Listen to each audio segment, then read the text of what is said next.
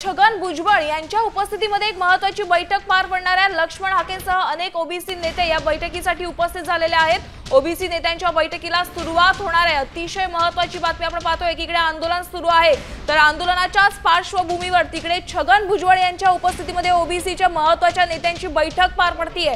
लक्ष्मण हाकेंसह ओबीसीचे मोठमोठे नेते या बैठकीला उपस्थित असणार आहेत।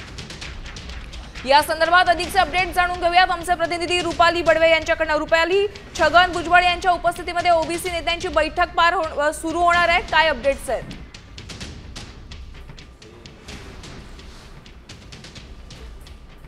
मंत्री छगन भुजबळ यांच्या अध्यक्षतेखाली सध्या बांद्रामध्ये आपण पाहत आहोत की एमईटी कॉलेजमध्ये ओबीसी नेत्यांची बैठकीला सुरुवात झालेली आहे आणि याच बैठकीला छगन भुजबळ यांच्या अध्यक्षतेखाली आपण जर पाहिले तर प्रकाश अण्णा शेंडगे असतील, लक्ष्मण हाके असतील, यांच्यासोबतच ओबीसीचे जे विविध संघटना आहेत त्याचे पदाधिकारी देखील उपस्थित आहेत। आणि याच्या संदर्भात आपण पाहत आहोत की जशा पद्धतीने मुंबईच्या आझाद मैदानमध्ये मराठा समाजाचं आंदोलन चालू आहे, आरक्षण मिळावं या मुद्द्यावरती आंदोलन चालू आहे। ओबीसीच्या आरक्षणामधून आम्हाला आरक्षण देण्यात यावं अशा पद्धतीची जरांगे पाटील यांची ही मागणी आहे। आणि याच अनुषंगाने ओबीसीचं आरक्षण वाचवण्यासाठी किंवा ओबीसी मधून मराठ्यांना आरक्षण देऊ नये या भूमिकेसाठी आणि या खरं तर याच विषयावरती चर्चा करण्यासाठी हे सगळे ओबीसीचे नेते आज एकत्र जमलेले आहेत। एमईटीच्या कॉलेजमध्ये नुकतीच या बैठकीला सुरुवात झालेली आहे। आता या बैठकीमध्ये नेमकी काय चर्चा होते आणि आरक्षणाच्या विषयाला घेऊन नेमकी छगन भुजबळ काय भूमिका मांडतात हे पाहणं अतिशय महत्त्वाचं आहे। मात्र आता आपण पाहत आहोत की एका बाजूला मुंबईमध्ये मागील 4 दिवसांपासून मराठ्याचं आंदोलन चालू आहे आणि हे आंदोलन जशा पद्धतीने वाढत आहे, रोज मुंबईमध्ये येणाऱ्या लोकांची संख्या वाढते आहे।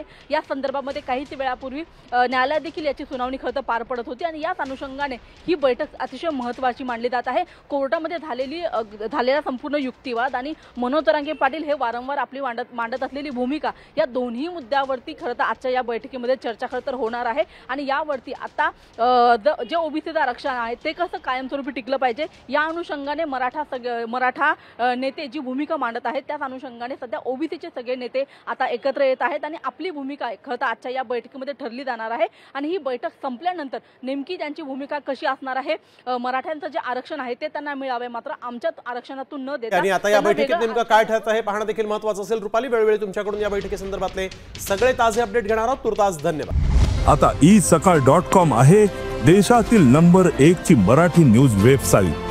प्रत्येक अपडेटसाठी isakal.com ला नक्की भेट द्या।